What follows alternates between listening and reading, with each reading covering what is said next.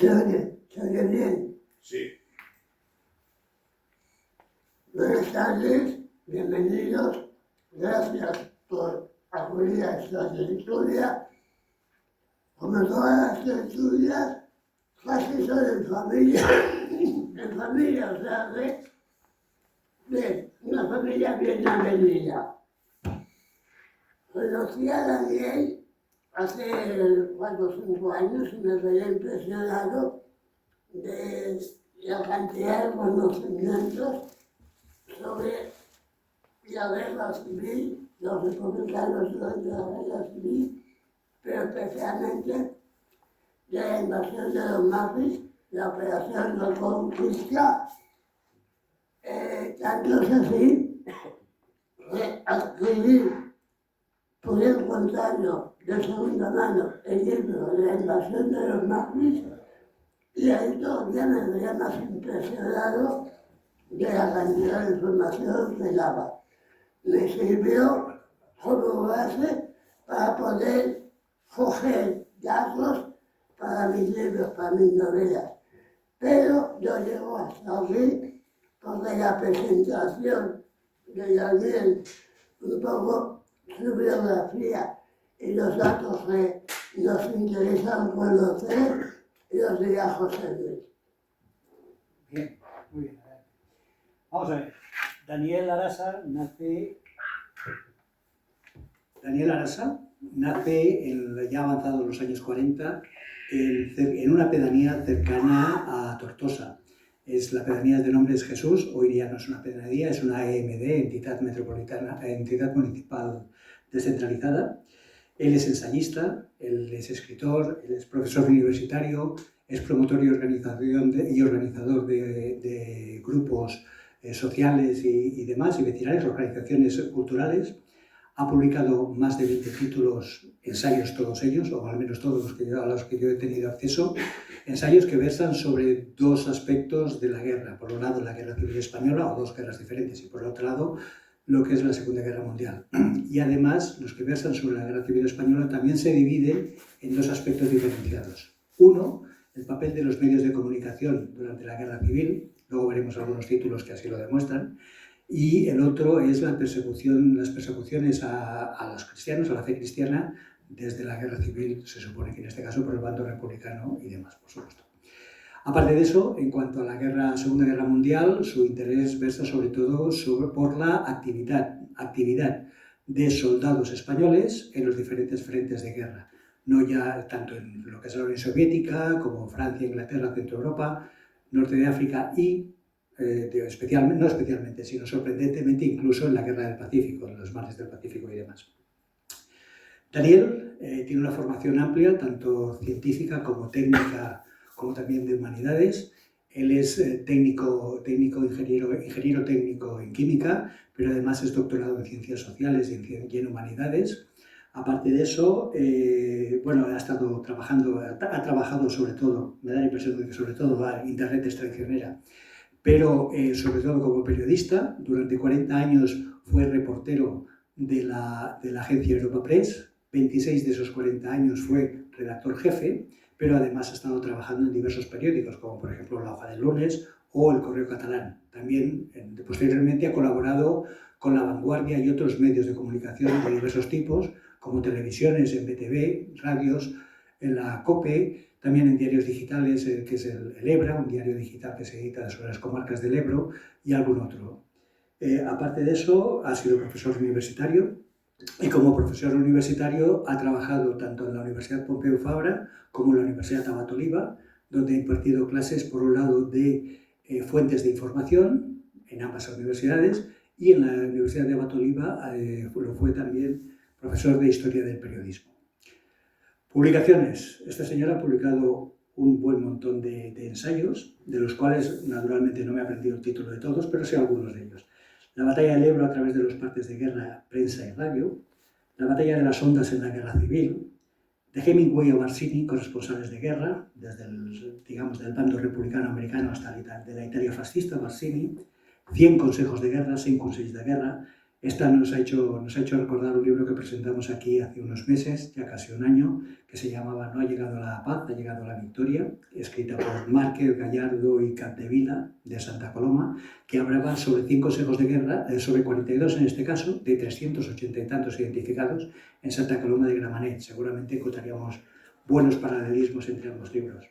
Jesús en guerra, un juego de palabras entre el nombre de la población natal y la propia guerra, de la guerra civil, la del 36 al 38, la invasión de los maquis, que supongo hoy nos hablará mucho de ella, hace referencia al intento de invasión y del intento de tomar el Valle de Arán por parte de los maquis en 1944, aprovechando el avance de las tropas aliadas contra la Italia fascista y contra la Alemania nazi, y tratando, seguramente, nos hablará de ello, tratando de conseguir la intervención de las tropas aliadas de nuevo que vinieran hacia España. Esto fue promovido por el Partido Comunista, y en el propio libro pues hay entrevistas, se habla de Federica Montseny, se habla también con Dolores Ibárruri, se habla con el propio Enrique Lister, etc. Y hay más libros. Libros como Españoles de Churchill y Els catalans de Churchill, libro con el que consiguió el premio Carlos Rahola en 1989. Luego veremos que tiene más premios y, bueno, pues una serie de libros en este sentido. Paso al capítulo de premios. Ha sido galardonado con el premio Carlos Cardó de Periodismo en 2012, otorgado por la Asociación Personal de Democracia, el micrófono de plata de una asociación de prensa, concedido por la PEID Cataluña en 2002, y el premio Ángel Herrera de la Universidad Abat Oliva a la mejor labor docente. Y no tengo muchas cosas más que decir. Entonces, pues... Has dicho muchísimas, demasiadas. Perdón, no se han sido demasiadas. No tengo muchas más cosas, solamente agradecer tu presencia, agradecer que hayas decidido ser el protagonista un poco de la tercera literaria del G42, que nos honras mucho con tu presencia y no voy a robarte ni un segundo más. Pues muchísimas gracias, gracias a Genaro que me invitó. Genaro es una persona que persigue, ¿no?, hasta conseguir lo que quiere, ¿no? Y a José también por la presentación. Y bueno, pues hablar un poquito de los maquis, que es algo que desde hace unos cuantos años se ha hablado más que antes, pero que también se puede caer en la mitificación. Intentaremos buscar, digamos, lo que es el equilibrio, o sea, hacer historia, pero no una historia maniquea. Con los maquis, concretamente, en la época del franquismo, decía que eran bandoleros. Bandoleros, de todas formas de desprestigiarles, de no reconocer el contenido político que había, pero luego se acuerda que prácticamente convertirlos en héroes, y tampoco no todos eran héroes.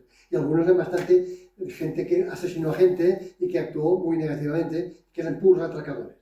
Pasaban por maquis. O sea que ha habido de todo, y por tanto haremos un poco, intentar hacer una historia que sea real, que contribuya a que conozcamos este fenómeno importante, que es muy poco conocido en su conjunto, quizás el nombre sí, pero lo que es con el hecho de qué fue en realidad, quiénes fueron, qué pasó concretamente el Valle de Arán, que hablamos antes, que fue la operación más importante de haciendo los maquis, que fue por Santa Cruz de Moya en Cuenca.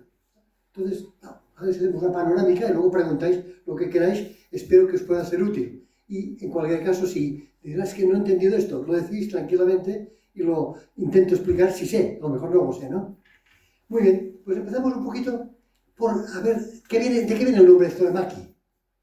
Porque claro, los maquis, la gente, ¿y este nombre qué viene? Bueno, pues en Francia, empezaré un poquito enlazando con la Guerra Civil Española, solamente un poquito, y de Francia, la ocupación alemana, y a partir de aquí lo enmarcaremos.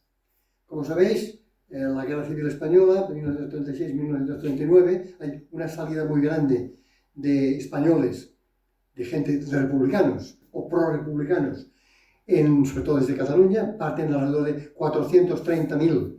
Salen de Cataluña en el momento, los primeros, entre finales de enero y principios de febrero de 1939, salen cuando están llegando las tropas de Franco, la gente va marchando entre soldados y civiles. Unos 430.000, de los cuales una gran parte luego volverían, los civiles casi todos, y de los militares también una buena parte. En todo caso, cuando llegan los españoles a Francia, son internados en campos de internamiento.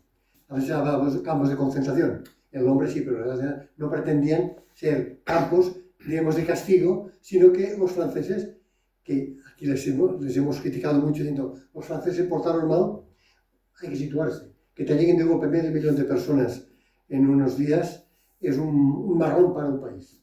Organizarse. Hay que ser objetivos, pero lo cierto es de que en las playas de Argelès, de Barcarès, d'Agde, los sitios fueron colocando cientos de miles y allí murieron unos cuantos miles. Murieron no tanto porque les mataran, sino porque la situación era muy mala.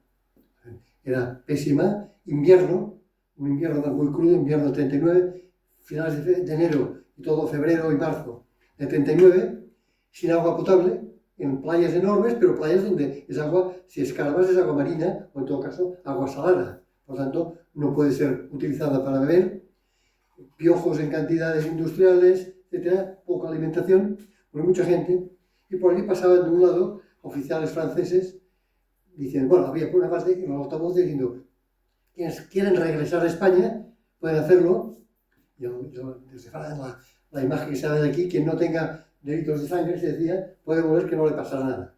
A algunos no les pasó y a otros sí que les pasó. Mucha gente que no hizo nada también se la cargaron o estuvieron en prisión un montón de años. O sea que hubo de todo. Pero en todo caso, mucha gente volvió, los civiles casi todos volvieron, y también pasaban por allí militares franceses, reclutando para la legión extranjera. En estos momentos de gente que está sufriendo mucho, chicos jóvenes de 20, 25 años, que tienen mucha hambre, que sin comida tal, pues tendrás una camisa limpia, tendrás comida, tendrás un sueldo, y hubo varios miles, más de 3.000, que se incorporaron a la legión extranjera francesa. Más de 3.000. Bien, entonces, poco van saliendo, van quedando campos, se van diversificando muchos campos, y bueno, al cabo de los meses, como sabéis, aquí acabó la guerra civil el 1 de abril de 1939, acabando en el sentido de que fue victoria, que después hubo mucha represión y tal, pero en todo caso, desde un punto de vista estrictamente militar, acabó en esta fecha, y el 1 de septiembre empieza la Segunda Guerra Mundial con la invasión alemana de Polonia, luego el 3 de septiembre la declaración de guerra de Francia, Inglaterra, Alemania, primera guerra europea, que luego se convertiría en una guerra mundial más tarde. ¿Qué pasó con estos españoles que están en Francia? En Francia hay muchísimos españoles, unos vuelven, otros desde Francia salen bastantes, sobre todo hacia Sudamérica, no, Sudamérica, México es Norteamérica, Chile, Venezuela, estaban saliendo, y muchos miles quedan en Francia. El núcleo principal queda en Francia. Si recordáis, había la organización que llevaba Prieto, no sé si os suena, Vitalicio Prieto, la organización que dirigía Negrín, socialistas ambos, pero enfrentados, pero que en todo caso llevan gente que se va de Francia. Pero bueno, llega Segunda Guerra Mundial ya con esta gente en Francia. También hubo que fuera la Unión Soviética, hoy no toca, si un día queréis hablamos de la Unión Soviética, pero hoy toca Francia, que es lo que nos afecta con los maquis. ¿Y qué pasa en Francia? Francia, la ofensiva alemana se produjo en mayo-junio de 1940. Si os recordáis un poco, los alemanes lanzan la ofensiva, estaba la línea Maginot, los franceses habían creado una línea defensiva entre Alemania y Francia que pensaba que era inexpugnable, siguiendo los criterios de la Primera Guerra Mundial. Unos grandes túneles, grandes fortalezas de artillería y tal, y los alemanes que hicieron es pasar por el lado, entraron por la zona de las Ardenas, una zona que eran bosques, allí no lo fortificaron diciendo, por aquí no pueden avanzar fuerzas motorizadas, no pueden avanzar infantería, pero con infantería se la puede tener. Los alemanes atacaron por las Ardenas y pasaron por detrás. En la línea defensiva no subió absolutamente de nada, a pesar de que se invirtieron lo que ahora serían miles de millones de euros en aquel momento, ¿no? Derrotan a Francia, y bien, Francia lo que hicieron fue dividirlo en dos partes. La Francia ocupada fue el norte y al oeste, la costa atlántica, y dejó en el resto la Francia libre del gobierno de Vichy. Vichy es donde el agua de Vichy, que por eso porque es una ciudad francesa, que es de balnearios y de aguas termales, que se llama Vichy, y que el gobierno del general Philippe Pétain. Desde Francia, año 40, de momento pasa poco. Pero la guerra mundial va cambiando, los alemanes atacan a la Unión Soviética después, Operación Barbarroja, fracasan, no consiguen conquistar Moscú. ¿Y qué va pasando mientras tanto en Francia? Españoles en Francia. centro, que es lo que nos toca hablar hoy. En el primer momento, los alemanes, aunque sí se ha dicho lo contrario, pero es falso, los alemanes trataron muy bien a los franceses. Esto no se suele decir. Los alemanes, yo recuerdo uno que se llama Carles Fonseré, que era un exiliado, había sido un exiliado, uno de los que diseñó carteles pro-republicanos, era un hombre anarquista, decía, es que los alemanes en París, él estaba en París, se bajaban de la acera para dejar pasar a la gente francesa. Trataban muy bien al principio. Luego, cuando los alemanes iban perdiendo la guerra, entonces la situación y el trato cambió muchísimo, ¿no? Pero bien, estaba ocupada Francia y de momento se ha hablado, habréis oído hablar mucho de la resistencia francesa, es otra cosa que también se ha magnificado. La resistencia francesa no fue ni la mitad de lo que se ha dicho. Como si fuera que todos estaban los franceses luchando con todos los alemanes. No es verdad. La gran mayoría de los franceses no hizo nada. Así que esto cuesta decirlo, porque claro, es negar una cosa que te ha salido en la prensa, en las televisiones y tal. Pues no, señor.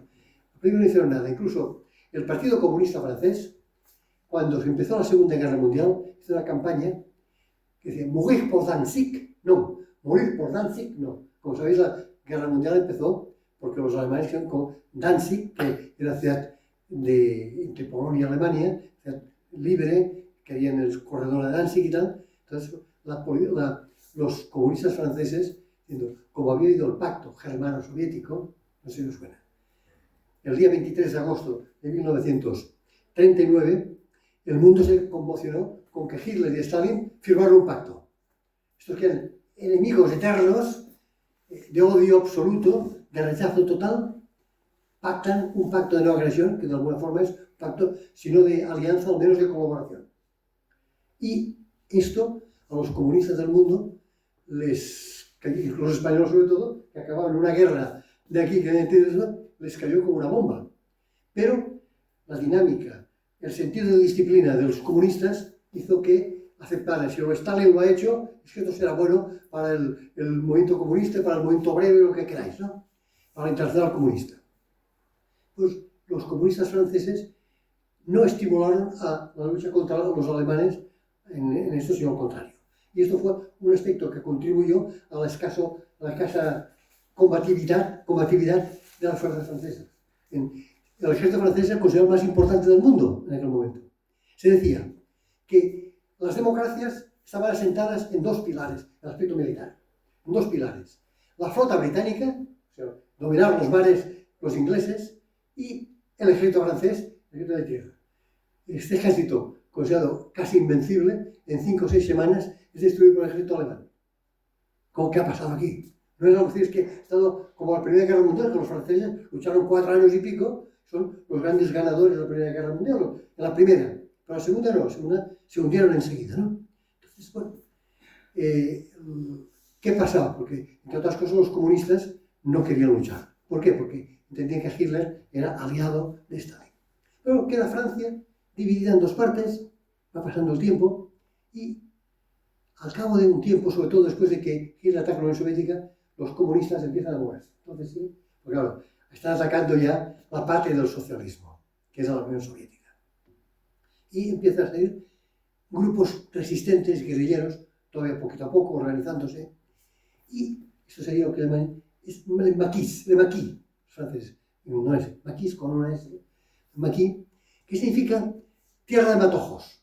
Es decir, entendiendo de que eran guerrilleros que están en la garriga, las tierras de matojos, tierras de bosques. De maquis. Y un guerrillero le llaman un maquisard. Pero entonces este nombre vendría, se aplicaría maquis a los españoles de aquí. Pero a lo que era la organización, como maquis, el conjunto, aquí se aplicó a cada guerrillero. Es un maqui. Si fuera una frase, un maquisard. Entonces, el nombre ya lo tenemos bien de aquí. Bueno, ¿qué fue pasando? ¿Cómo fue pasando en esta situación de los españoles en Francia que estaban exiliados, que quedaban allí exiliados? Pues que una buena parte, una parte significativa, tampoco no todos, una parte significativa, empezaron a oponerse a los alemanes. Francia, he dicho antes que fue dividida en dos partes, la Francia que llamaban Francia ocupada, que era el norte, y el oeste, y el centro, este y sur, que era la Francia libre. Pero en 1942, cuando los americanos británicos desembarcaron en el norte de África, entonces ya los alemanes ocuparon el resto de Francia, en noviembre de 1942. Y en el sur de Francia es donde estaban básicamente los españoles exiliados. La parte sur, había por toda Francia, pero el núcleo principal estaba más en la zona sur. Nosotros decimos el sur de Francia, ellos dicen el suroeste. Los franceses dicen que Francia es un hexágono, hexagón, dicen ellos, y en la parte esta no es el sur, sino el suroeste, porque el sureste sería la costa mediterránea, desde Marsella y tal, y el sureste sería el sur. Pero es igual, el sur de Francia. Y poco a poco van formándose núcleos guerrilleros españoles, que van combatiendo a los alemanes, a su manera, con más o menos éxito. Y un aspecto muy importante, que no es el que toca hoy, pero que yo creo que incluso es más importante que la resistencia francesa, que es el paso de aviadores y fugitivos desde Francia hacia España, sea para unirse con las fuerzas de Gaulle, sea para volver hacia Inglaterra. Porque sabéis que, bueno, sobre todo Alemania, pero también sobre Francia, sobre Bélgica, territorios ocupados, la aviación inglesa y norteamericana iba a bombardear continuamente. Claro, muchos aviones vienen derribados. Y tanto los aviadores o las tripulaciones, aviadores o ametralladores, lo que sea, si podían, se tiraban en paracaídas. Claro, muchos de estos eran cogidos prisioneros, pero muchos otros no. Podían, claro, porque que caían en territorio donde no había tropas alemanas y tal, y muchos de estos intentaban regresar a Inglaterra para volverse a unir a las fuerzas aliadas.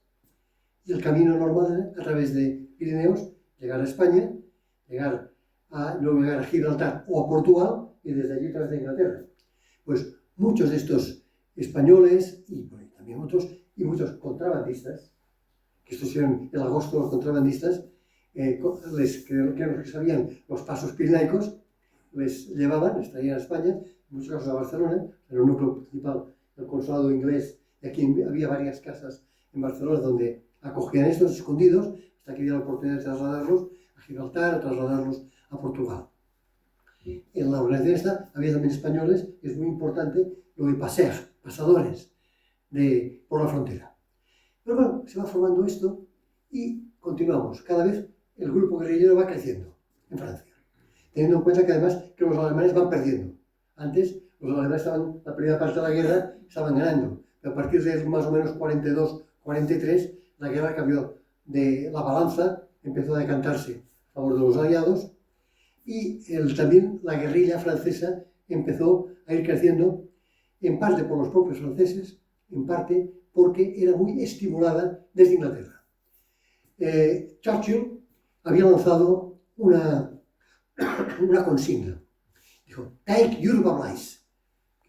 Calad fuego a Europa, prended fuego a Europa. Caleu foc a Europa. I esto ¿qué intentaba? Ir creando continuamente grupos de sabotaje y de guerrilla contra los alemanes que ocupaban Europa. Ocupaban Francia, pero que ocupaban también Bélgica, Holanda, Luxemburgo, Dinamarca, Noruega, por supuesto los Balcanes y tal, ¿no? Entonces, ir llevando material de guerra, información, pasando información sea por radio, sea directamente enviando espías, llamémoslo, o simplemente equipos de radio y tal, o sea, que contactaran con ellos, y van creando cada vez más esta guerrilla. Y el caso de los españoles en Francia, que eran lo que ellos volvieron a llamar 14 cuerpos de guerrilleros españoles. ¿Qué era? Esto no sé si os suena, pero durante la guerra civil española todavía, dentro del ejército republicano se crearon unos grupos guerrilleros. Se llamaron 14 cuerpos de ejército. Era un cuerpo de ejército de número más pequeño. Normalmente un cuerpo de ejército, si sabéis un poco lo que es un ejército, normalmente los ejércitos están agrupados por organizaciones, o sea, batallones. 3 batallones suelen ser un regimiento, 3 regimientos suelen formar una división con complementos y tal, varias divisiones forman un cuerpo de ejército, pero en el caso este es mucho más pequeño, pero llamaron 14 cuerpos de ejército, y en Francia lo renovaron. Pero al cabo de un tiempo ya lo convirtieron en lo que llamaron agrupación de guerrilleros españoles.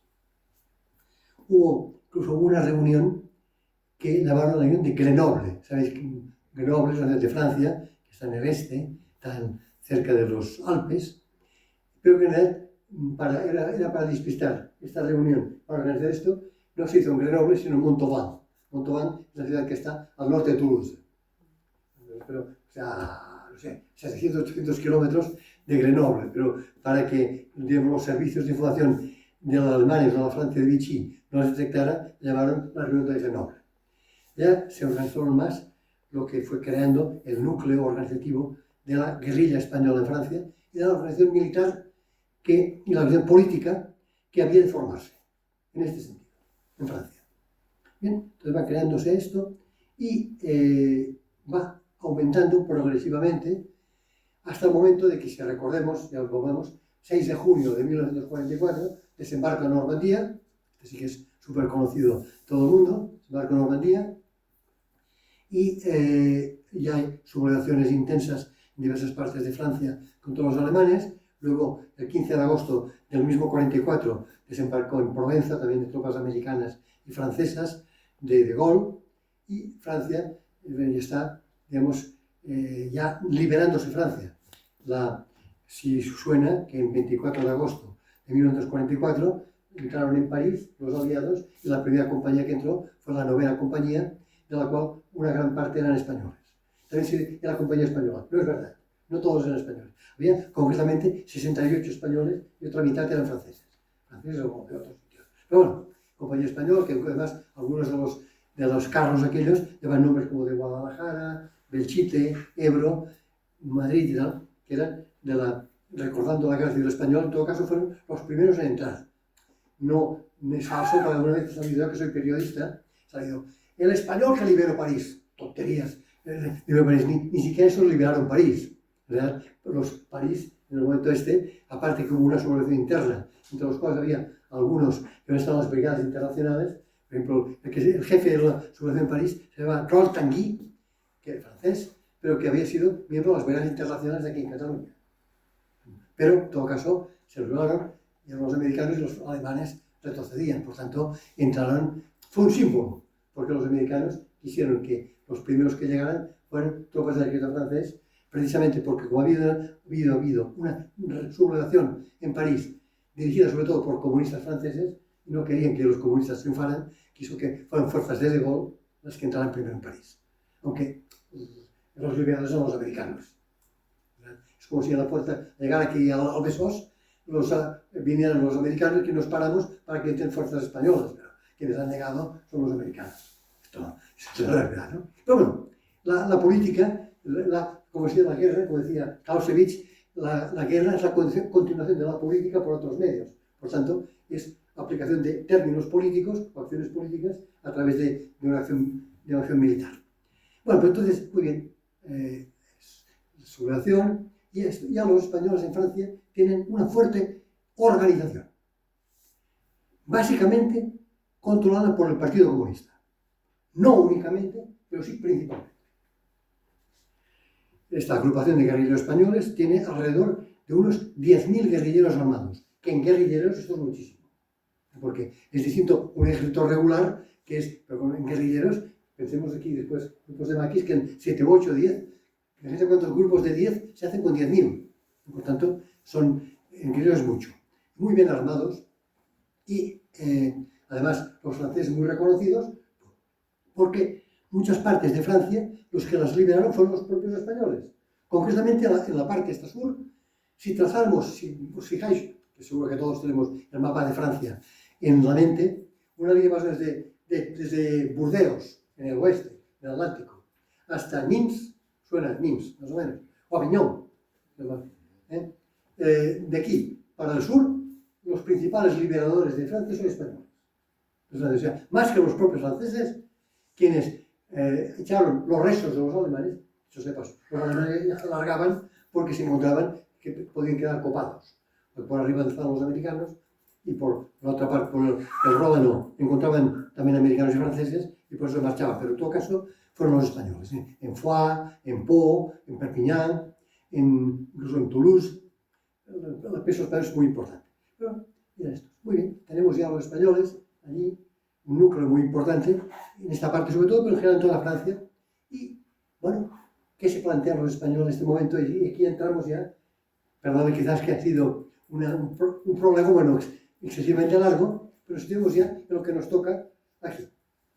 Bueno, dicen, bueno, ya Hitler y Mussolini ya están de capa caída, todavía no había acabado la guerra, pero ya estaba muy claro que la guerra estaba ganada por los aliados. Esto ya no había ninguna duda.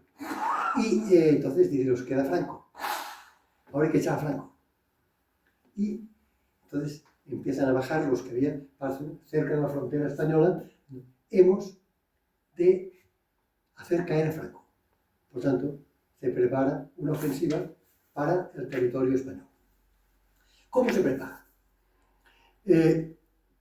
Primero van entrando con algunos grupos y tal, pero sobre todo se plantean la necesidad de crear un cierto territorio español que los llamarían liberado, digamos, donde pueden poner la bandera republicana, y que esto pensaban que significaría, de un lado, que los aliados, norteamericanos y británicos, apoyarían, de otro, no digo los soviéticos llevan la guerra por otro lado de Europa. Entonces, aunque eran mucho más afines políticamente, era otra zona. Además, se habían repartido, bueno, todavía no se había producido la cumbre de Yalta, que fue en febrero del 1945, pero ya el cierto reparto ya estaba, el este de Europa para los soviéticos, el oeste para los norteamericanos, toda la influencia americana y tal. Pero bueno, entonces vamos a ir a hacer caer el franquismo, que ha sido favorable al eje, ha sido favorable a Hitler y a Mussolini, por lo tanto vamos a hacerle caer. ¿Y cómo se van planteando organizaciones? Organizaciones básicamente comunistas, aunque no son todos comunistas, sí que son mayoritarios, en todo caso los dirigentes son comunistas. ¿Y cómo se había planteado la organización? Porque en ese aspecto es extremadamente interesante el proceso que siguió el Partido Comunista de España, el PSUC, también, de hecho, el PC y PSUC iban al unísono. Pero, ¿cómo se había organizado? En Francia no habían quedado dirigentes comunistas españoles. Unos habían marchado a la Unión Soviética, Dolores Ibarruri, Francisco Antón, José Díaz, Unión Soviética. Algunos habían marchado a México, como Vicente Uribe, Claudín, y en Francia quedaron la morralla, por decirlo de alguna forma, la gente de base, que no se los llevaron, porque los mismos soviéticos salvaron, digamos, a los jefes, pero a los de base allí se quedaron y ya te las arreglarás, ¿no? Entonces, se quedan. Pero en aquel momento la militancia comunista era una militancia enormemente activa, enormemente disciplinada, y dicen, ya que nos hemos quedado, nos autoorganizamos. Y 3 o 4 personas de un nivel que no habían tenido cargos importantes asumieron la dirección del partido. Uno de ellos se llama sobre todo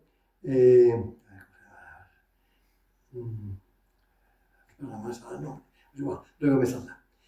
Fundaron la organización del partido y dijeron, bueno, incluso entraron en España para organizar el Partido Comunista en el interior.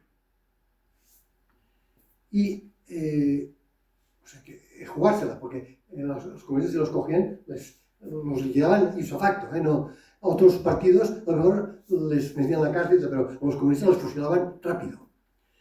Y formaron la organización en España, y desde aquí dijeron, es el momento de iniciar una operación en el Pirineo, no dijo dónde, para derrocar al franquismo. Entonces, los guerrilleros en Francia, sobre todo uno que se llama Plázquez, que era del Valle de Arán, que parece que él propuso la acción principal en el Valle de Arán. Y diréis, ¿por qué el Valle de Arán? O sea, hicieron varias entradas importantes, pero el Valle de Arán tenía una característica que quizás hoy no tiene tanto por las comunicaciones existentes como por el cambio del clima. En aquel momento, en aquellos años, el Valle de Arán en invierno quedaba absolutamente incomunicado del resto de España. El Port de la Bonaigua, que ahora hay carretera, además del túnel de Viella, etc. En aquel momento, el túnel de Viella estaba en construcción en aquel momento. Pero quedaba aislado. Entonces pensaron, entraremos en octubre, cuando ya las nieves están, el Valle de Arán, el Port de la Bonaigua, quedará cerrado y tenemos un tiempo conquistando un pequeño territorio que habremos conquistado para el territorio de la República, que es la base del que podremos aguantar porque no podrán venir las tropas de Franco. Porque incluso, digamos que, por ejemplo, antes de la guerra, cuando los chicos les tocaba la mili del Valle de Arán, no venían en invierno, no venían por el Valle, sino que se iban por Francia para entrar por otro sitio, porque no podían pasar. Entonces, pensaron esto, decimos, conseguiremos tener este territorio. Y así lo hicieron. Se plantearon el encuentro de una gran cantidad de guerrilleros, miles, concretamente unos 3.000 guerrilleros, que para guerrilleros se montaron como ejército, no tanto como acción, de grupos pequeños de acción, de golpes de suerte, de ataques pequeños, sino como unos núcleos para ocupar aquel territorio.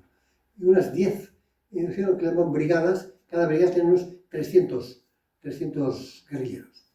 También por el Valle del Roncal, entre los muros y todo, pero sobre todo por zona del Valle de Arán y entorno, creo que es el Pallars Jussá, zonas de por aquí. Y en el 19 de octubre de 1944 entraron. Y consiguieron alcanzar algunas poblaciones, Bosost, Les, Viella no lo conquistaron, no lograron entrar en Viella, Arties, aquella serie de pueblos, pero aquello duró unos días y se vio que había sido un gran fracaso. Un fracaso organizativo porque ellos partían de la base de que cuando guerrilleros, en tal caso republicanos, entraran en España, habría una sublevación de la población contra el franquismo. En primer lugar, no puede verlo porque más la gente ni se enteraba, porque no había comunicación. Pero es que además la gente que había vivido la guerra no estaba para historias, no estaba para esto, entonces no hubo sublevación ninguna. Y de otro lado, de forma, digamos, estratégicamente montada, estaba muy bien la idea del Valle de Arán, pero no con una estructura militar inadecuada. O sea, ellos sabían de guerrillas, no sabían de actuaciones militares de ejércitos. Y una cosa muy clara de que necesita un ejército es todo lo que se llama la logística. No sé si con un ejército, si por cada soldado cae en el frente, en una guerra, bueno, lo digo ahora, que es de misiles y drones, ¿no? Hablo de guerra de la época. Por cada soldado del frente hay varios soldados que tienen que hacer más sanidad, aprovisionamientos, muchas cosas. Estos entraron sin ninguna cosa de esto, es decir, ¿qué comida llevaban para 2 o 3 días? Pero claro, después han de vivir sobre el terreno. Sobre el terreno, allí en el Pirineo, en muchos sitios no había nada donde comer. El mismo armamento, llevan metralletas y llevan 200 o 300 balas, que es mucho, pero claro, si no tienes un suministro, las metralletas se gastan enseguida. Entonces, cosas, digamos, que se vio que aquello no funcionaba y se produjo el retroceso, otra vez, que el que mandaba era Vicente López Tovar, se llamaba, que había mandado una división en el frente del Ebro, y allí fue Santiago Carrillo también. Yo explico un poquito cómo fue la llegada de Carrillo, porque Carrillo no estaba en Francia en aquel momento. O sea, yo antes que los que montaron el Partido Comunista eran gente de un nivel muy inferior. Pero Carrillo había estado en el norte de África, seguro estaba preparando grupos guerrilleros, así lo llevamos a España, pero de Dolores Ibarruri, desde Rusia, o la Unión Soviética, digo, vete a Francia. Y Carrillo también fue allá y coincidieron con López Tovar en que debían ser retirados los guerrilleros porque habían sido liquidados por los días, habían aguantado y sido quedados. Como anécdota, es de que allí fue el general Moscardó. El general Moscardó había sido, cuando era coronel, había sido el jefe del Alcázar de Toledo, era el héroe que aguantó durante 2 meses el cerco del Alcázar de Toledo, cerco republicano, que además fusionó a su hijo, etc. Y este era el capitán general de Cataluña. El capitán general de Cataluña, que era Abu Cardó, era un hombre muy valiente, pero era con muy poco seso. No era, mientras otros generales eran, digamos, inteligentes, él no era muy inteligente. Y se fue, era valiente, se fue con solo 2 coches al Valle de Arán. O sea, un coche su coche y luego un coche con 4 soldados detrás. Toda la guarnición que llevaba por la zona que estaba infectada de guerrilleros. Por lo tanto, era, digamos, algo, una temeridad. Y los guerrilleros lo vieron pasar. Pero no sabían que era el de Moscardó. O sea, si llegan a saberlo, me puedo o cogerlo o matarlo con facilidad, porque pasó a unos centenares de metros donde estaban guerrilleros, pero vieron pasar 2 coches, bueno, un coche de soldados, pero era el del general Moscardó, ¿no? Luego, el general Baliño le pegó una gran bronca a Moscardó por haber sido, claro, imagínate, desde un punto de vista psicológico, que habían capturado a uno de los grandes héroes del franquismo. Pues entonces, bueno, todo el general le cogieron y acabó esta acción ofensiva. Ahora voy a remitirme un poco al conjunto de la acción guerrillera anterior y posterior para situar, porque después si queréis preguntar, no sé. Bueno, ¿cuáles son los guerrilleros? Esta fue la acción más importante de la guerrilla. 3.000 guerrilleros concentrados, no los hubo en ningún otro sitio, en ningún otro momento. Pero, ¿quiénes son, o de qué ámbitos son los guerrilleros antifranquistas que conocemos como maquis? Primero, al acabar la guerra, o incluso ya durante la Guerra Civil Española, ya hubo unos que, sobre todo en territorios del bando franquista, del bando nacional, que se marcharon a las montañas porque les perseguían. Eran huidos. O sea, estos eran antifranquistas, pero no por otro motivo, sino que simplemente eran pues, sindicalistas, gente de izquierdas, pues en La Coruña, en Orense, en Asturias, y que, claro, como se los pulían a los que eran en ese caso de izquierda, como el otro lado hacían los del otro bando, pues simplemente huían, son huidos y se llevaban, cada uno tenían pues sus armas de defensa, a lo mejor tenían escopetas de caza y tal, pero para defenderse. O sea, no, más que otra cosa, intentaban sobrevivir, no tanto combatir el franquismo, sino si los perseguían se defendían. En los huidos, estos son los primeros grupos de maquis. Luego hubo esto, que estas invasiones desde Francia, siendo la más importante la del Valle de Arán. Pero, como he dicho antes, la Valle de Arán se considera que es un fracaso y que en lugar de entrar miles o cientos de guerrilleros de golpe, lo que hay que hacer es acciones de pequeños grupos guerrilleros. Y no solamente en el Pirineo, sino en toda España. Y de esta forma empiezan a llegar muchos grupos guerrilleros pequeños, 5, de 10, de 20, por muchas de las montañas de España que se van instalando, venidos casi todos desde Francia. Van creando agrupaciones guerrilleras, y los grupos lo más importante sería la agrupación de Levante y Aragón. Sería lo más importante, que cogió unas cuantas provincias de Guadalajara y Cuenca, Teruel y Zaragoza, Tarragona en Cataluña, Castellón y Valencia, toda esta zona, que es la cordillera ibérica, básicamente, es la cordillera ibérica. Aquí. Y por lo tanto, hubo estos núcleos guerrilleros que fueron actuando, y los años principales de lucha guerrillera fueron años 45 y aún más, 46 y 47 sobre todo, en todas partes. Al mismo tiempo había el gobierno de Franco, creó la contraguerrilla, normal en el escudo. Entonces, que los guerrilleros, la contraguerrilla.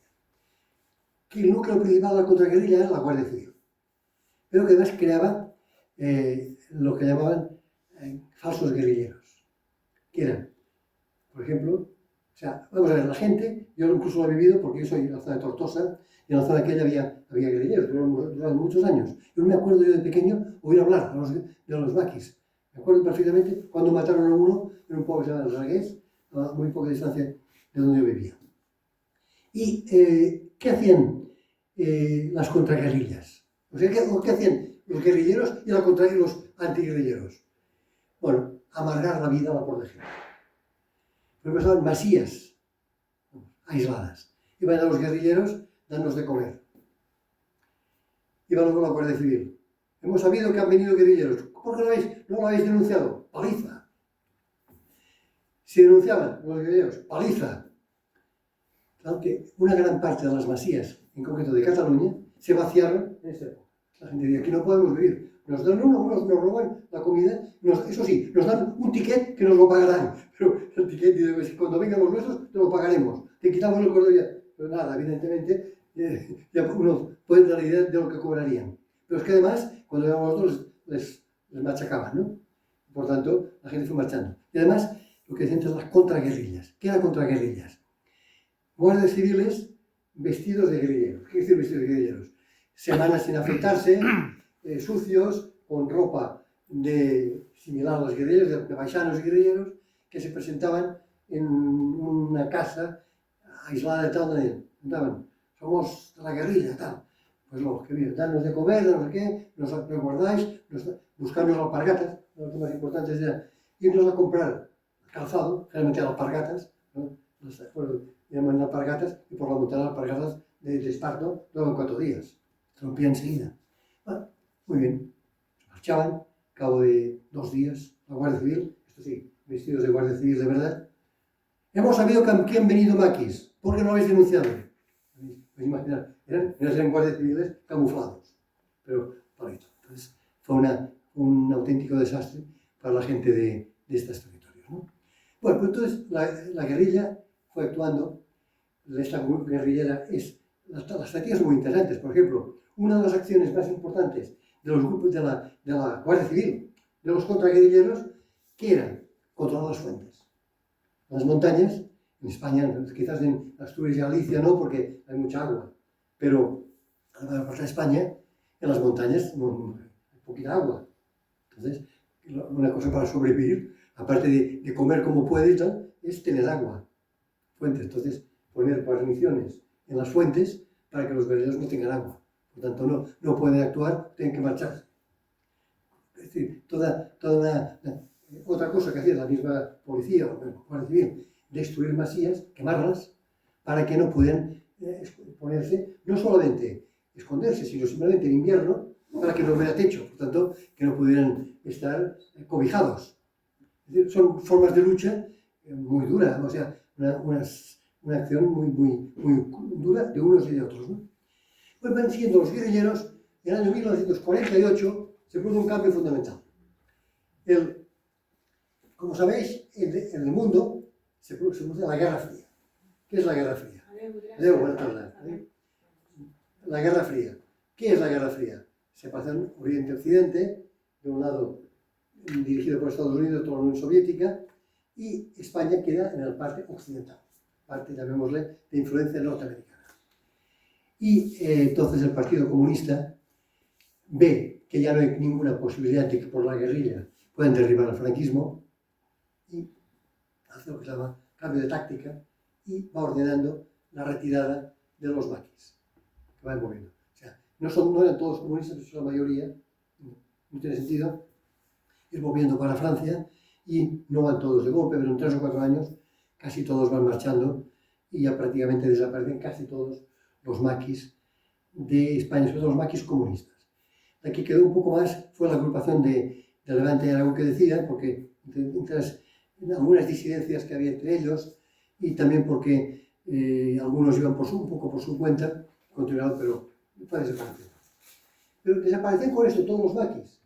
No. Había otro grupo de maquis, al que vale poco, pero hacer alguna referencia, porque son sobre todo no muy numerosos, pero sí quizás los más míticos, que son los maquis anarquistas. Quico Sabaté, Facerías, Massana. Estos eran anarquistas que actuaban de otra manera. Es decir, estos básicamente, las acciones eran principalmente guerrilla urbana, atracos a bancos, que decían que eran expropiaciones. Entonces, expropiamos, la verdad es que casi nadie se quedaba el dinero para ellos, era para la organización. Pero bueno, era de manera, incluso asaltaron algún burdel, la Casita Blanca que se llamaba y tal. O sea, que hicieron unas acciones guerrilleras y durante unos cuantos años todavía hubo acciones de los maquis muy audaces que no cambiaban el panorama político de ninguna forma. Pero, por ejemplo, Quico Sabaté fue a hacer un coche por Barcelona lanzando panfletos. Esto en el año 50, lanzando panfletos antifranquistas por Barcelona, intentaba tener narices, ¿no? Porque no era algo sencillo. Se cogían enseguida, lo liquidaban. Y concretamente en una de las ocasiones que entró desde Madrid con su grupo, los detectaron, Quico Sabaté era un hombre muy audaz, y los encerclaron en una masía, pero él por la noche supo escaparse con las vacas. Llevando unas vacas y pasando por medio de las vacas y tal, se escapó, pero luego fue a un tren, subió al tren y al maquinista le ordenó que no parara hasta Barcelona, pero que aquí se dijo que no era posible, porque chocarían con trenes, porque una sola vía y tal que después se bajó en Sant Celoni y aquí uno de los Somatén le mató en Sant Celoni. Los Alfacerías lo mataron, bueno, no muy lejano aquí, en Nou Barris. Mataron a Alfacerías. Después en Massana también sobrevivió. Cara Cremada, otro que os suena. Fueron maquis que durante unos cuantos años fueron realizando acciones, pero en acciones muy puntuales. O sea, se mezclaba el verdadero bandolerismo con acción política. O sea, eran anarquistas, pero realmente desde el punto de vista de acción política su influencia era mínima. Mientras los maquis comunistas tenían un sentido organizativo global de cambio de régimen, estos eran un poco por su cuenta. Lo que pasa es que eran gente muy audaz. Y hacia los años finales de los años 50 prácticamente ya desaparecieron todos. Los últimos fueron aquí Alfacerías y en Galicia uno que llamaban El Piloto. Pero ya a los años 60 ya desaparecieron definitivamente los maquis. Y bueno, no sé si panorama ahora estoy abierto a vuestras preguntas, si puedo aclarar alguna cosa, o que no lo he explicado bien, o si tenéis alguna pregunta que os parezca de interés. Sí, yo quiero preguntarte una cosa. Sí. Fundamentalmente, bueno, la parte que la de yo, bueno, yo lo que más conozco es el tema del Bayarán. Y hay una cosa que sé que entraron por Aragón, sí. No solamente por Bayarán, hubo varias infiltraciones de maquis. A mí lo que me extraña un poco es la logística de Pirineos hacia allá. Pero venir aquí tenía que haber una logística, se tenían que reunir en algún sitio. Lo que me extraña es que el espionaje franquista, que supongo que no es nada fácil reunir aquello a 3.000 personas y por la carretera que entra a Bayarán desde Francia, aquí tendría que haber había teléfonos ya en esa época. Sí. Y además el comercio en el Bayarán viene casi todo de Toulouse, que es la carretera que viene, es la carretera principal. Sí, Popamier y Montreal. Exacto. Y entonces, a mí lo que me solta un poco es de que no, la gente, sobre todo la Guardia Civil, que es lo que había en aquel momento, y algún policía armado por allí y tal, que no diera el aviso por teléfono de que aquí se estaba entrando. Indudablemente no es fácil aquello. Lo que decías tú es cierto, porque se hablaba cuando vi la representación aquella, hablaban de la tendencia y toda la historia, y esto que hablas tú de las balas y de la historia, esto fue verdad. O sea, incluso hablé con una persona que era muy mayor ya, que creo que era en Dolés, el pueblo anterior de Dolés, que creo que fue la única vez que dispararon con algún tipo de bazooka o algo, o tiraron una granada y entró fue una de las pocas casas afectadas en la entrada de los maquis, que entró por la ventana, una de las pocas. Y además es una anécdota que me recuerdo mucho porque íbamos a visitar el cementerio, que es donde está, bueno, hay 4 o 5 maquis enterrados, hay una lápida, no sé si la conoces. Hay una lápida. Hace muchos años que no he ido. Pues hay una lápida, se está poniendo muy de moda ya el tema de los maquis y los están aquellos. Yo publiqué el libro primero que publiqué en el 84, sobre esto, que han pasado 42 años. Hace años que no he ido por allí. Bueno, pues ahora está muy de moda aquello, hay bastantes paneles en que habla del tema de los maquis y tal. Y hablé con la señora diciendo, entraron los maquis y me jodieron la casa, bueno, a mi padre o a mi abuelo y tal. Porque hablaba de la logística, o sea que me parece muy extraño que no se hubiera dado un aviso y que además me parece extraño que en la parte sur no hubiera nadie, nazis, no nazis, sino gente muy de derecha que diera el aviso. Es que me parece que en Francia había mucho espionaje. No, los de aquí sabían que pensaban pasar, lo que no sabían exactamente dónde, al momento exacto, esto no, pero que se concentraban guerrilleros que querían entrar a España, todo sabía el gobierno español. Y la prueba es que sí es cierto que en la misma línea no reforzaron mucho, pero enseguida llegaron tropas, incluso desde África. Esto no existe, no, se llama, por ejemplo, llegaron fuerzas de la Legión, fuerzas regulares. Esto no se improvisa, no se puede improvisar que de hoy a mañana tropas desde el Marruecos lleguen, sino que esto estaba ya pensado como refuerzos.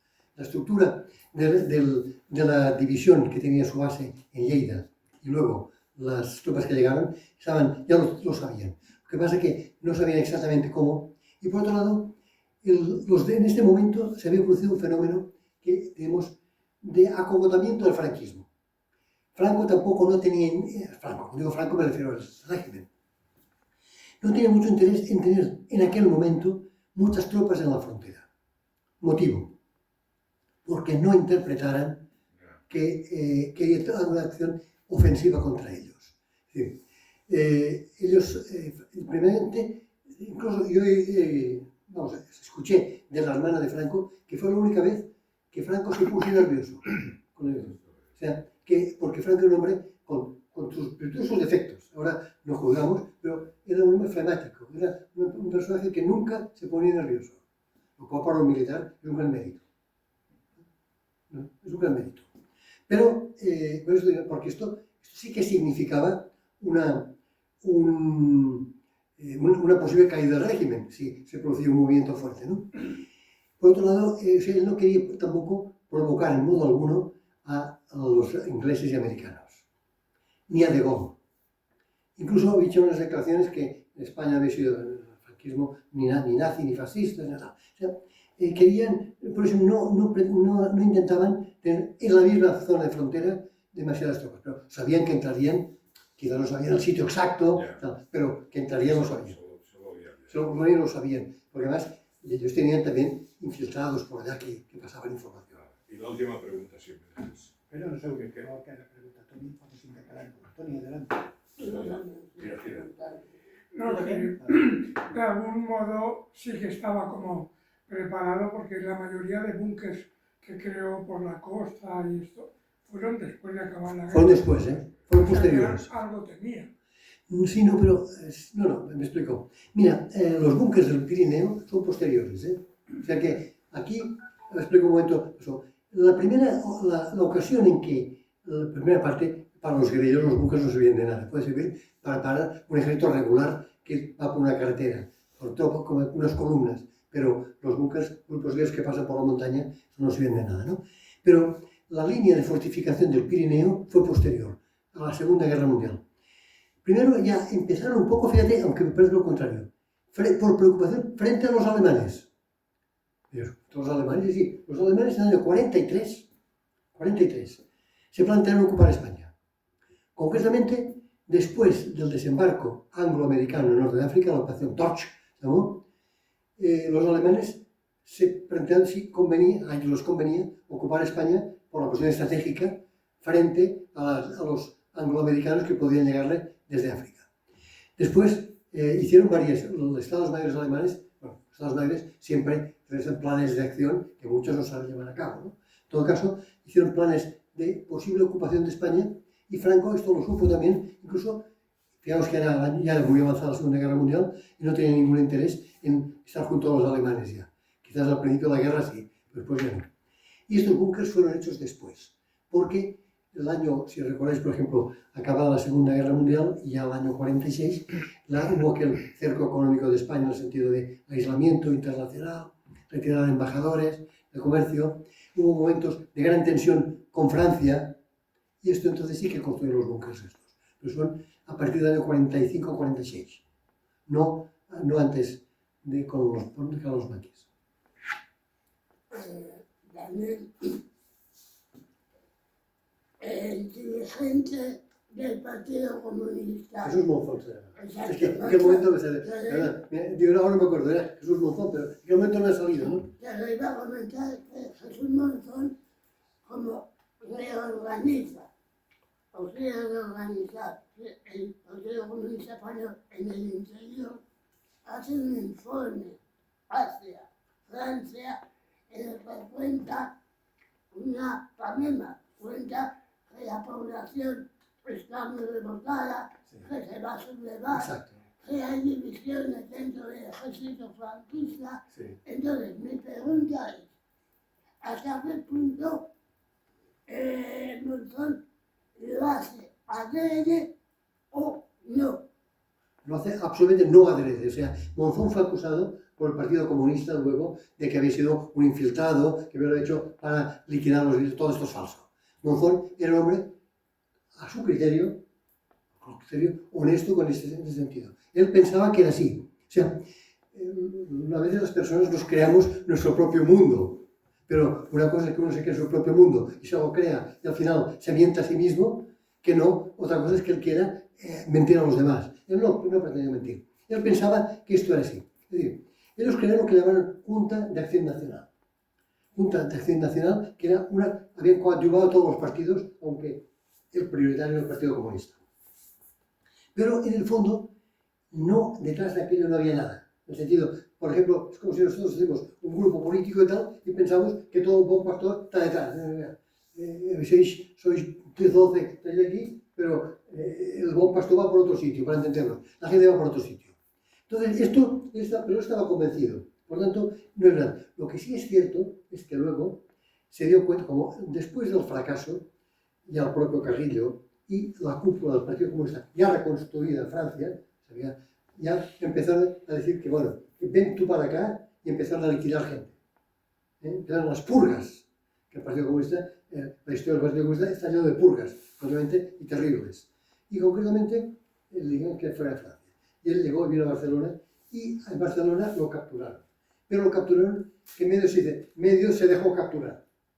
Quizás no, directamente no es que se presentara, pero tampoco hizo gran cosa. ¿Por qué? Porque temía que si iba a Francia acabaría en una cuneta. Sencillamente, lo sabía. Y por tanto, prefirió caer en manos de la policía de Franco, que le llevan a la cárcel, que le liquidaran los colegiados comunistas. Esto era clarísimo, ¿no? Entonces, pero decir que lo intentó para liquidar, esto no es verdad.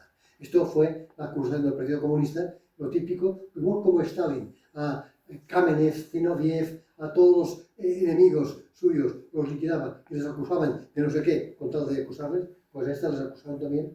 Y una cosa es que te has equivocado, pero que te has equivocado no es lo mismo que has intentado hacerlo expresamente para dañar, ¿no? Santi, ¿tú también después? Yo quiero volver un momento a los maquis. Es cierto, o sea, yo he leído por ahí, bueno, creo que supongo tú también, de que se creían, al hacer la invasión y crear el territorio concretamente por la bandera republicana, que había la creencia, había la creencia en el Partido Comunista, y supongo de maquis republicanos o republicanos, de que los aliados entrarían a España a liberar del fascismo, bueno, que había habido. Sí, sí. A ver, por un lado estaba la División Azul, que había estado aquello peleando a favor de los alemanes, y por lo tanto el Estado era un Estado fascista. Y ya que se había teóricamente los americanos traían la democracia, por decirlo de una manera, dejar un Estado fascista en Europa, y más España, que era una cuestión estratégica del Mediterráneo y el norte de África, que creo que había una tesis por ahí de que decía de que iban a apoyar el tema de los maquis.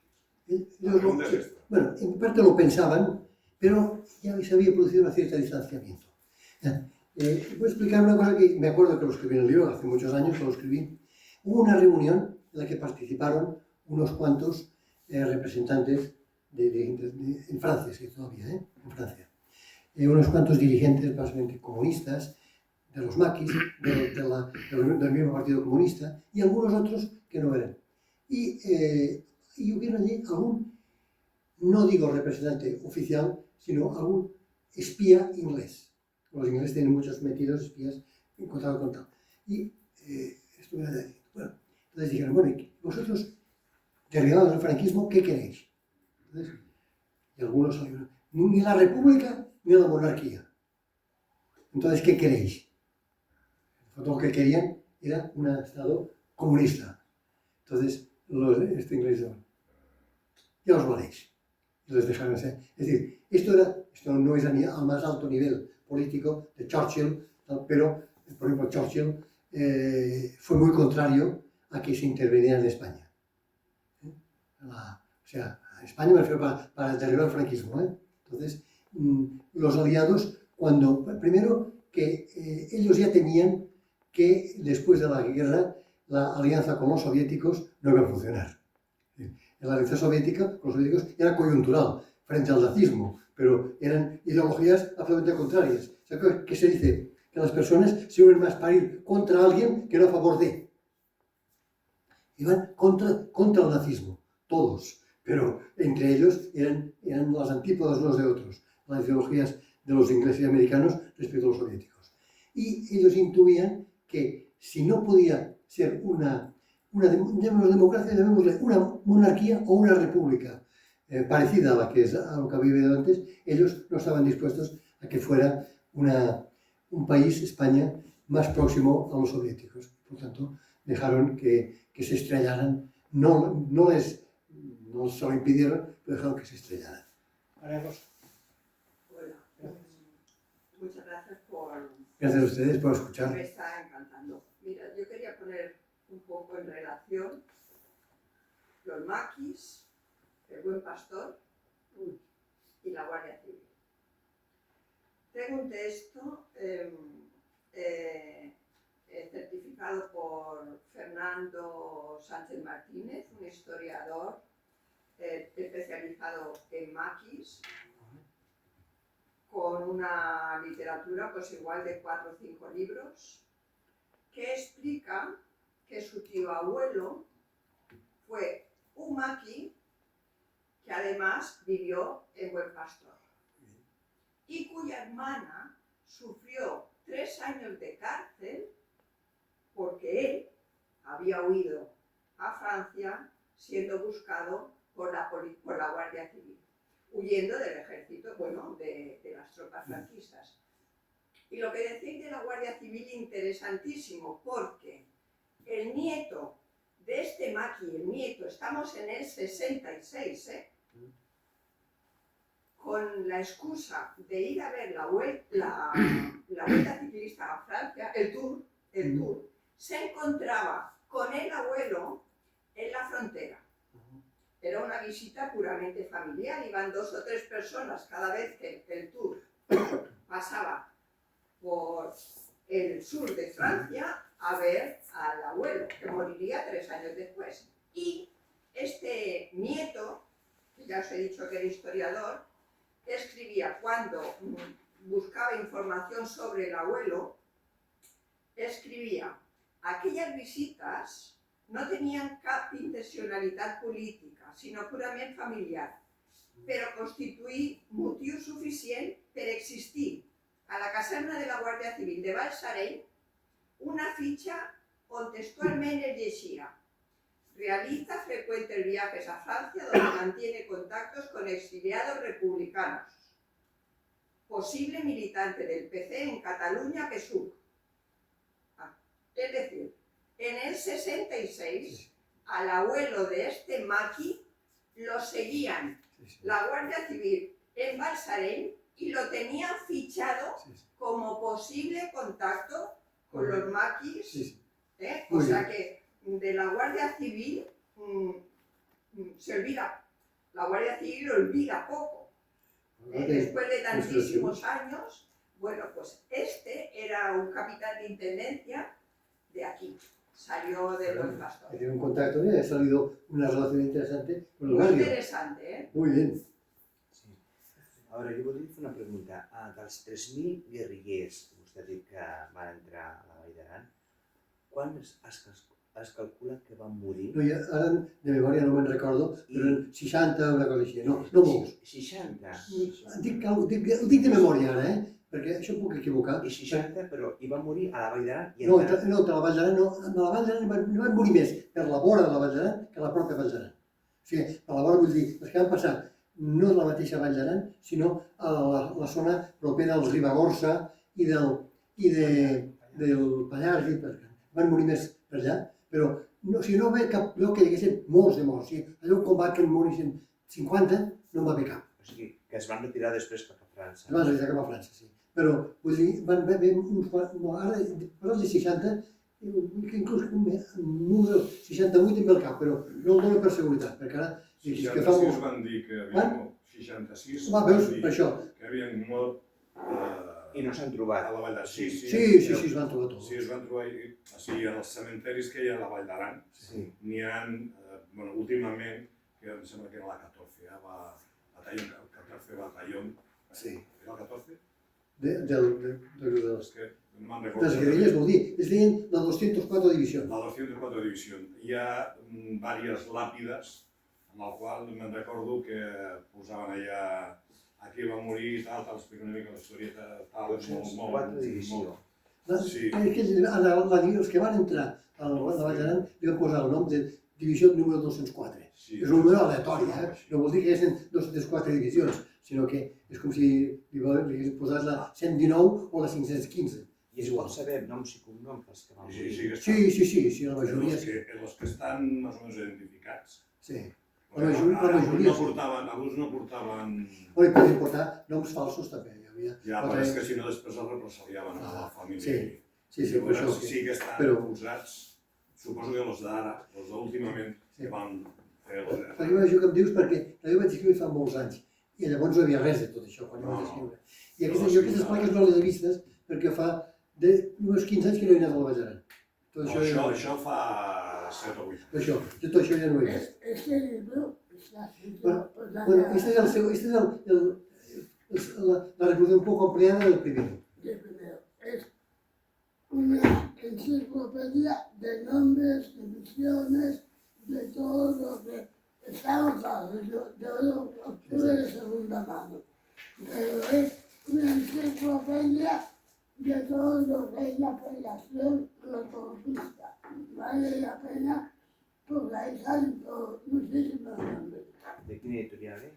No, fa desaparèixer l'editorial. Es diu Estíria, però va plegar. No, Belacqua, va plegar. La major part dels llibres meus són d'editorials que després han plegat. Els he dit ruïna jo. Després podria fer una altra pregunta. El número que t'he dit era aproximat, no me'n recordo. Sí, no, però a mi em sona de 68. El número de 68 és el número que em sona, però fa molts anys ja no. Però en tot cas, no són ferides massives de morts, van haver-ne pocs, relativament. Sí, una cosa. L'invent aquest, per dir-ho d'alguna manera, la idea aquesta de que els comunistes i tal muntin una organització, una logística i més per muntar uns maquis i tal i fer una invasió a Espanya i tal per revertir la situació, no va ser una idea, bueno, a mi no em sembla res de l'altramont, és lògica, 2 per 2 són 4, però no és una idea que podia haver tingut la república en l'exili i a la república a la vegada sent la república, no sé, en la Unió Soviètica, en els comunistes i tal qual, haver contactat amb el recolzament dels inglesos, dels Estats Units, no sé què, haver fet una cosa mínimament diferent, amb una filosofia diferent, però tàcticament algo similar. Hagués pogut ser, però els republicans espanyols estaven a matar entre ells. Bueno, aquests maquis també eren republicans. No, però sí, vull dir, els altres partits, entre els partits, primer, per exemple, entre comunistes i anarquistes a matar, els socialistes i els comunistes a matar, entre els republicans de la República Burguesa, Izquierda Republicana, i els comunistes tampoc no volien saber, o sigui, era molt difícil. Per a banda, hi havia una diferència molt important. Mentre els comunistes tenen gran capacitat de disciplina i d'organització, els altres no la tenien. És a dir, els comunistes, en totes les coses positives i negatives, eren gent profundament convençuda i disposada a lluitar i a morir per les seves idees. I els altres amuntaven menys això. I després, que estaven superdividits. Després van fer el que es va dir l'Aliança de Forces Democràtiques. Estaven tots menys els comunistes, perquè precisament no volien els comunistes. Però ja era més tard i, a més, el recolzament extern era... Oficialment sí. Els britànics, sobretot els britànics americans, anaven a aquesta banda, però en principi sí, però el que és ajudar-los i a fer caure el règim de cap manera s'hi van fixar. A més, tenint en compte que quan va començar a haver la divisió est-oest, els americans, sobretot, i els anglesos, els americans, van veure que la posició d'Espanya i un règim d'aquí que era un règim tan anticomunista com era aquest, els anava bé. I per tant, els convenia molt més que es mantingués aquest règim que no pas que en pogués vindre un altre.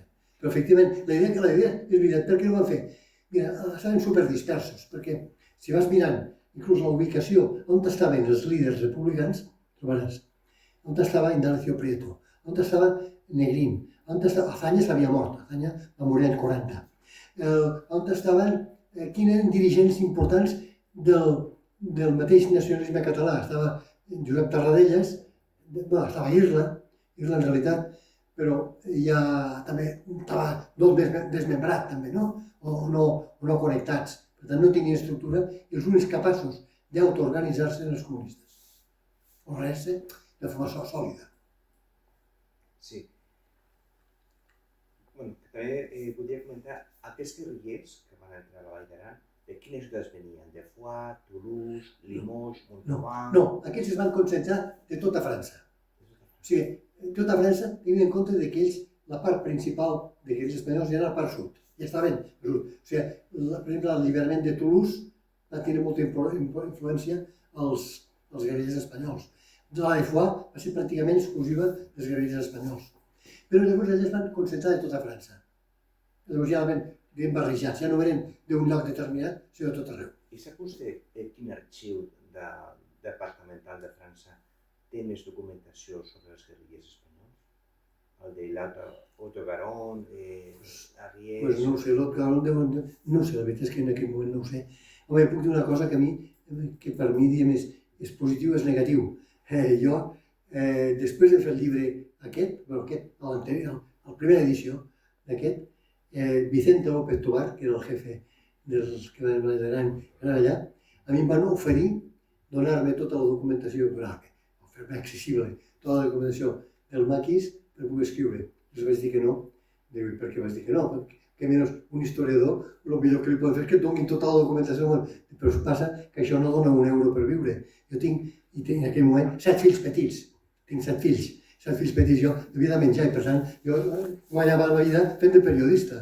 Això no em donava ni €1. No era euro, ni una peseta. Llavors vaig dir, jo no puc dedicar-me a estar-me mesos o anys investigant per fer 2 o 3 llibres sobre això que siguin molt interessants, però que no donen de menjar als meus fills, no? I per tant no vaig poder, vaig tindre que rebutjar una cosa que dic que pot ser un millor estudi que uns que han fet això, que et donen, que aquí tens tots els arxius a les teves mans.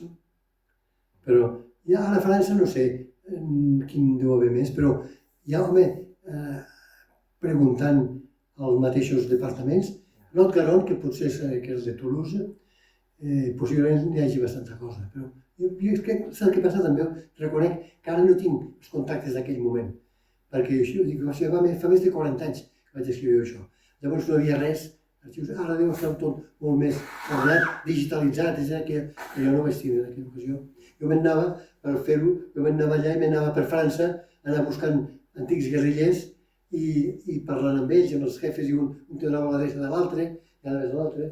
Allò com les cireres, no? Que estires d'un cistell de cireres, estires, van sortint allò, anant d'uns als altres i anaves parlant amb centenars d'ells. I llavors jo vaig fer perquè encara vivien, parlo fa quasi 50 anys, vivien una gran part dels guerrillers i dels capguerrillers. Però després ja vaig utilitzar poc arxiu, molt contracte vivencial. Els arxius aquí, sí, aquí a Espanya sí, però els de França vaig utilitzar molt poc. I ara, com m'he desvinculat una mica del tema, ja no puc dir-te, ho sento, Bueno, si os Yo voy a parece, hacer una si os parece pregunteta la al última, final. la última pregunta, No, no, se però la el dejamos meu a Santi. No digues ja. ràpidament me diràs que no, segurament. Hi ha algun estudi d'afiliació dels maquis, o sigui, per exemple, que fossin exiliats, suposo que un munt de qualsevol lloc de partits, d'Esquerra Republicana, el PSUV, el no sé què, narcos. Hi ha algun estudi de l'afiliació dels maquis a nivell general? Que jo sàpiga no, no existeix. Ja t'he dit que me diries que no. Jo, Però no, això tenia sí que que és intentar-lo, a veure si... sí, no, això inclús suposo que ho sabria, cada que no treballa sobre això i crec que no existeix. Pot haver afiliació a un nucli determinat, això sí, però com a cosa de valoració global no. Como veis, es una enciclopedia viviente sobre todo el tema de los maquis. Darle enormemente las gracias, ya ves que somos pocos, pero el tema Pero da agradecidos. para involucrarnos, para preguntar, para saber más, y lo que en principio debía ser una tertulia de una hora, se ha convertido en una hora y media por el interés. Muchas gracias, Daniel. Muchas gracias a vosotros.